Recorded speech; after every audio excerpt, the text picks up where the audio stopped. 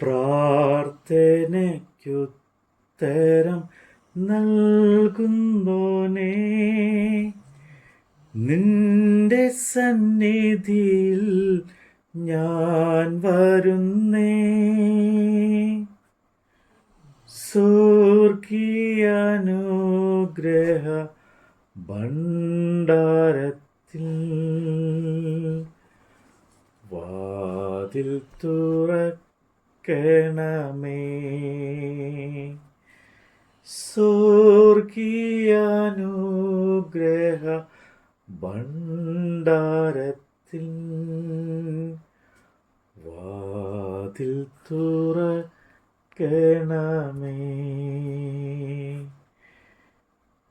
കേൾക്കണേ എൻ പ്രാർത്ഥന, നൽകണേ എൻ യാചന. കേൾക്കണേ എൻ പ്രാർത്ഥന, നൽകണേ എൻ യാചന. ഉൽപ്പത്തി പുസ്തകം അധ്യായം 4. അനന്തരം മനുഷ്യൻ തൻ്റെ ഭാര്യയായ ഹവ്വായെ പരിഗ്രഹിച്ചു. അവൾ ഗർഭം ധരിച്ച് കായീലിനെ പ്രസവിച്ചു. യഹോവയാൽ എനിക്ക് ഒരു പുരുഷ പ്രജ ലഭിച്ചു എന്ന് പറഞ്ഞ് പിന്നെ അവൾ അവൻ്റെ അനുജനായ ഹാബേലിനെ പ്രസവിച്ചു. ഹാബേൽ ആട്ടിടയനും കയ്യിൽ കൃഷിക്കാരനും ആയിത്തീർന്നു. കുറെ കാലം കഴിഞ്ഞിട്ട് കായീൽ നിലത്തെ അനുഭവത്തിൽ നിന്ന് യഹോവയ്ക്ക് ഒരു വഴിപാട് കൊണ്ടുവന്നു. ഹാബേലിനും ആട്ടിൻകൂട്ടത്തിലെ കടിഞ്ഞൂലുകളിൽ നിന്ന് അവയുടെ മേധസ്സിൽ നിന്ന് തന്നെ ഒരു വഴിപാട് കൊണ്ടുവന്നു. യഹോവ ഹാബേലിലും അവൻ്റെ വഴിപാടിലും പ്രസാദിച്ചു. കായീലിനും അവൻ്റെ വഴിപാടിലും പ്രസാദിച്ചില്ല. കായീലിന് ഏറ്റവും കോപമുണ്ടായി, അവൻ്റെ മുഖം വാടി. എന്നാറെ യഹോവ കായീലിനോട്, നീ കോപിക്കുന്നത് എന്തിന്? നിന്റെ മുഖം വാടുന്നതും എന്ത്? നീ നന്മ ചെയ്യുന്നു എങ്കിൽ പ്രസാദം ഉണ്ടാവുകയില്ലയോ? നീ നന്മ ചെയ്യുന്നില്ലെങ്കിലോ പാപം വാതിക്കൽ കിടക്കുന്നു. അതിൻ്റെ ആഗ്രഹം നിങ്കിലേക്ക് ആകുന്നു, നീയോ അതിനെ കീഴടക്കണം എന്ന് കൽപ്പിച്ചു. എന്നാറെ കായീൽ തൻ്റെ അനുജനായ ഹാബേലിനോട്, നാം വയലിലേക്ക് പോകാം എന്ന് പറഞ്ഞു. അവർ വയലിൽ ഇരിക്കുമ്പോൾ കായീൽ തൻ്റെ അനുജനായ ഹാബേലിനോട് കയർത്ത് അവനെ കൊന്നു.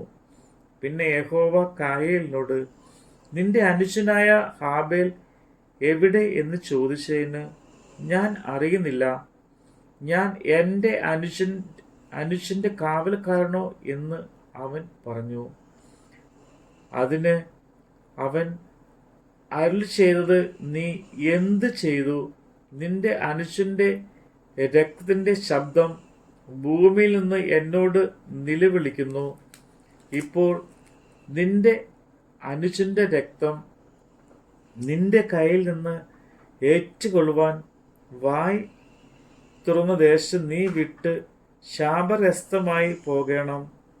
നീ കൃഷി ചെയ്യുമ്പോൾ നിലം ഇനിമേൽ നിന്റെ വീര്യം നിനക്ക് തരികയില്ല. നീ ഭൂമിയിൽ ഉഴുന്നവനാകും. കായീൽ യഹോവയോട്, എൻ്റെ കുറ്റം പൊറുപ്പാൻ കഴിയുന്നതിനേക്കാൾ വലിയതാകുന്നു. ഇതാ, നീ ഇന്ന് എന്നെ ആട്ടിക്കളയുന്നു. ഞാൻ തിരുസന്നിധി വിട്ട് ഒളിച്ച് ഭൂമിയിൽ ഉഴന്നലിനാൻ ആകും. ആരെങ്കിലും എന്നെ കണ്ടാൽ എന്നെ കൊല്ലും എന്ന് പറഞ്ഞ് യഹോവ അവനോട്, അതുകൊണ്ട് ആരെങ്കിലും കയീലിനെ കൊന്നാൽ അവന് 7 ഇരട്ടി പകരം കിട്ടും എന്ന് അരുളി ചെയ്തു. കായീലിനെ കാണുന്നവർ ആരും കൊല്ലാതിരിക്കേണ്ടതിന് യഹോവ അവന് ഒരു അടയാളം വച്ചു. അങ്ങനെ കായീൽ യഹോവയുടെ സന്നിധിയിൽ നിന്ന് പുറപ്പെട്ട് ഏദെലിന് കിഴക്ക് നോദ് ദേശത്ത് ചെന്ന് പാർത്തു. കായീൽ തൻ്റെ ഭാര്യയെ പരിഗ്രഹിച്ചു. അവൾ ഗർഭം ധരിച്ച് ഹാനോക്കിനെ പ്രസവിച്ചു. അവൻ ഒരു പട്ടണം പണിതു, ഹാനോക്ക് എന്ന് തൻ്റെ മകൻ്റെ പേരിട്ടു. ഹാനോക്കിന് ഈരാദ് ജനിച്ചു. ഈരാദ് മെഹുയേലിനെ ജനിപ്പിച്ചു. മെഹുയേൽ മെതുയേലിനെ ജനിപ്പിച്ചു. മെതുശയേൽ ലാമേക്കിനെ ജനിപ്പിച്ചു. ലാമേക്ക് 2 ഭാര്യമാരെ എടുത്തു. ഒരുത്തിക്ക് ആദ എന്നും മറ്റവൾക്ക് സില്ല എന്നും പേർ. ആദ യാബേലിനെ പ്രസവിച്ചു. അവൻ കൂടാര നിവാസികൾക്കും പശുപാലകർക്കും പിതാവായി തീർന്നു. അവൻ്റെ സഹോദരന് യൂബാൻ എന്നു പേർ. ഇവൻ കിന്നരവും വേണുവും ഉപയോഗിക്കുന്ന എല്ലാവർക്കും പിതാവായി തീർന്നു.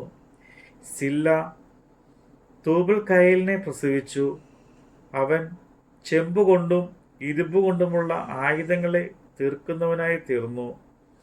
തൂബൽ കയലിൻ്റെ പെങ്ങൾ നയമ ലാമേക്ക് തൻ്റെ ഭാര്യയോട് പറഞ്ഞത്, ആദാമും സില്ലയും ആയുള്ളവരെ, എൻ്റെ വാക്കു കേൾപ്പിൻ. ലാമേക്കിൻ ഭാര്യമാരെ, എൻ്റെ വചനത്തിന് ചെവി തരുവിൻ. എൻ്റെ മുറിവിന് പകരം ഞാൻ ഒരു പുരുഷനെയും എൻ്റെ പരിക്കിന് പകരം ഒരു യുവാവിനെയും കൊല്ലും. കയീലിനു വേണ്ടി 7 ഇരട്ടി പകരം ചെയ്യുമെങ്കിൽ ലാമേക്കിന് വേണ്ടി 75 ഇരട്ടി പകരം ചെയ്യും. ആദാം തൻ്റെ ഭാര്യയെ പിന്നെയും പരിഗ്രഹിച്ചു. അവൾ ഒരു മകനെ പ്രസവിച്ചു.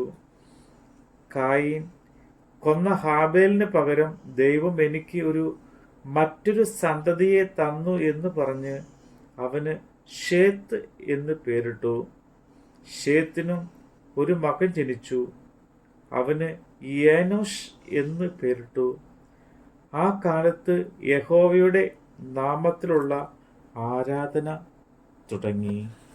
നമ്മുടെ കർത്താവിൻ്റെ വചനമാണ് നമ്മൾ കേട്ടത്. കര കാണാതാഴിയിൽ വലയുവോരേ,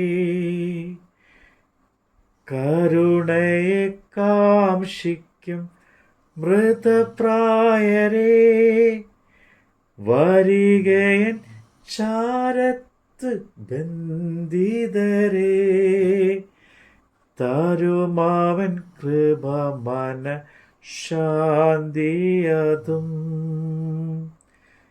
ജീവന്റെ ഉറവിടം ക്രിസ്തുവത്രേ, നാവിലാലവനെ നാം ഘോഷിക്കാം. അവനത്രേ എൻ പാപഹരൻ, തൻ ജീവനാൽ എന്നെയും വീണ്ടെടുത്തു. തൻ ജീവനാൽ എന്നെയും വീണ്ടെടുത്തു.